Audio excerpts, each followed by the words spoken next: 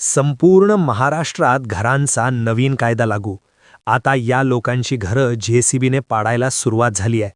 महाराष्ट्रातील जी लोक स्वतःच्या घरात राहतात अशा सर्व घरांवर 2 नवे नियम लागू झाले आहेत. आता जी घरं या 2 नियमांपासणार नाहीत ती घरं आता जेसीबीने पाडायला सुरुवात झालेली आहे.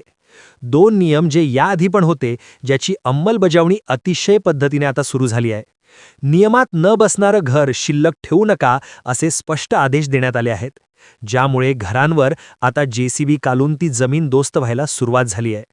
मग आता कोणते ते 2 असे नियम आहेत की ज्यामुळे लोकांची घरं पाडली जाऊ लागली आहेत? तुमचं घर सुरक्षित आहे की नाही? तुमचं घर राहणार की पाडलं जाणार?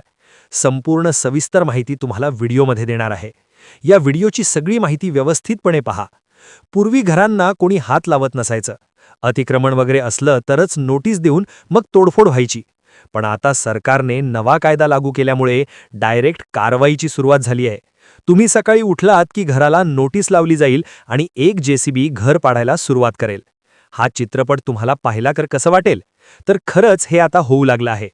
तुमचं जर स्वतःच्या हक्काचं घर असेल तर तुम्ही आत्ताच सावध व्हा, कारण सध्या महाराष्ट्रात घरांच्या बाबतीत मोठी हळबळ उडाली आहे. अनेकांच्या स्वप्नातल्या घरावर आता थेट सरकारी जेसीबी चालणार आहे. सरकारने घरांच्या बांधकामाबाबत असे काही नियम आणलेत की जे लोक हे 2 नियम पाळणार नाहीत त्यांच्या घराची धूळधाण व्हायला सुरुवात झाली आहे. ज्यांची घरं या नियमात बसत नाहीत ती आता जमीनदोस्त केली जाणार आहेत. मग नक्की ते 2 धोक्याचे नियम कोणते ज्यामुळे लोकांच्या घरांवर बुलडोझर फिरवला जातोय? तुमचं घर आता सुरक्षित आहे की ते पण पाडलं जाणार? काय आहेत ते जाचक नियम? चला तर मग याची इत्थंभूत माहिती नीट समजून घेऊया. सरकारने संपूर्ण महाराष्ट्रासाठी घरांचे 2 नवीन नियम काढले आहेत. एक असा कायदा आलाय ज्यामुळे आता लोकांची हक्काची घरं पाडायला प्रशासनाने सुरुवात केली आहे.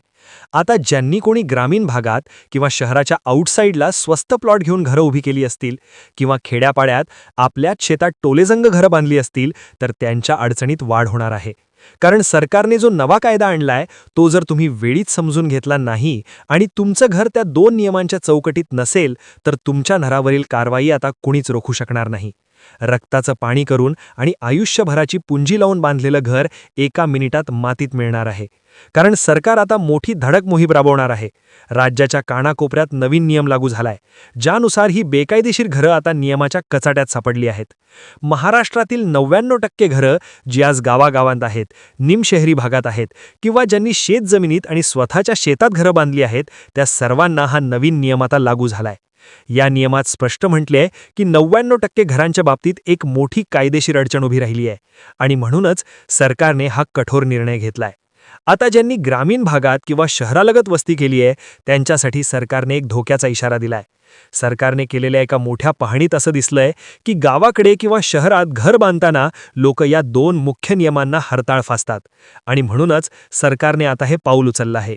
ज्यांनी शेतजमिनीत घरं थाटली आहेत, ज्यांनी जमिनीचा वापर बदलला नाही म्हणजेच गुंठेवारी केली पण ती अरुण कागदावर शेतीच आहे आणि एने न करताच डायरेक्ट बांधकाम उरकवून घेतलं आहे, अशा सर्वसामान्य जनतेला आणि शेतकऱ्यांना आता हे नियम भांडवून सोडणार आहेत.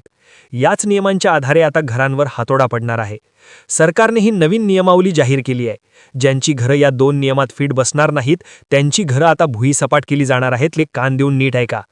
पूर्वी कसं असायचं, तुम्ही हवं तिथे घर बांधलं तरी कोणी विचारत नव्हतं. शेतात घर बांधा किंवा गावात छोटा प्लॉट घेऊन घर उभा करा, कसलीच अडचण नसायची. गावठाणातलं घर असो किंवा गावाबाहेरचं, सगळं चालून जायचं. पण आता सगळ्यात मोठा एक नियम लागू झालाय, तो म्हणजे तुमच्या घराच्या लांबी आणि रुंदीचा, तुमच्या घराच्या मापाचा आता नवीन हिशोब आलाय. जर तुमच्या घराचं क्षेत्रफळ या ठरवून दिलेल्या मर्यादेबाहेर गेलं तर तुमच्या घरावर थेट कारवाईची टांगती तलवार असेल. घराच्या लांबी रुंदीचं सरकारने एक गणित फिक्स केलंय.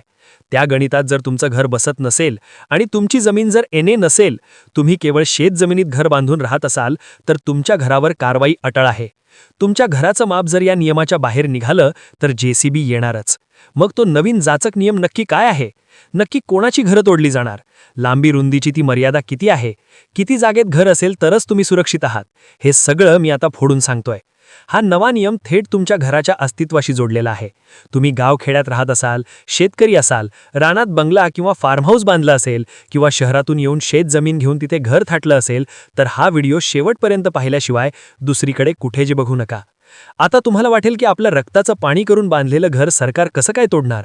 तर हीच सर्वात मोठी भीतीची गोष्ट आहे. नव्या कायद्यानुसार आता घरांची लांबी आणि रुंदी टेप लावून मोजली जाणार आहे. ती जर सरकारी मर्यादेच्या किंचितही पुढे गेली तर थेट पाडकामाचे आदेश तुमच्या दारात येतील. तुमच्या घरासाठी नक्की किती जागा लागते आणि किती लिमिट संपल्यावर संकट उभं ठाकणार हे आत्ताच्या आत्ता जाणून घ्या. सध्या अनेकांनी शेतात मोठे महाल उभे केलेत. खास करून शहरी लोक शांततेसाठी गावात गुंतवणूक करून घरं बांधतात किंवा शहरालगत असे स्वस्त प्लॉट विकले जातात जे मुळात एने नसतात, ती फक्त शेत जमीन असते.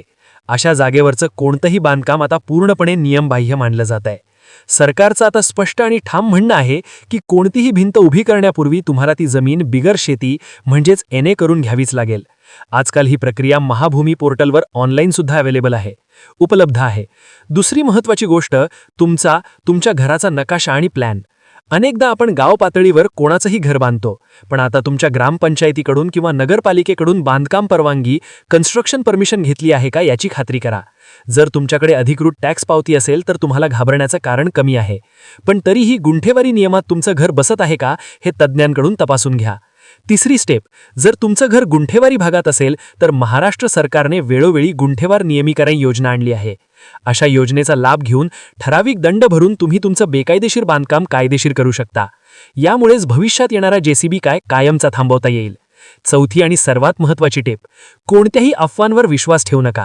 जर तुम्हाला प्रशासनाकडून कोणतीही नोटीस आली तर त्याला कायदेशीर उत्तर द्या आणि कागदपत्रांची पूर्तता नसल्याने अशा नोटिसा येतात. मंडळी, घर हे माणसाचं स्वप्न असतं, ते वाचवण्यासाठी आपल्या हातात आहे.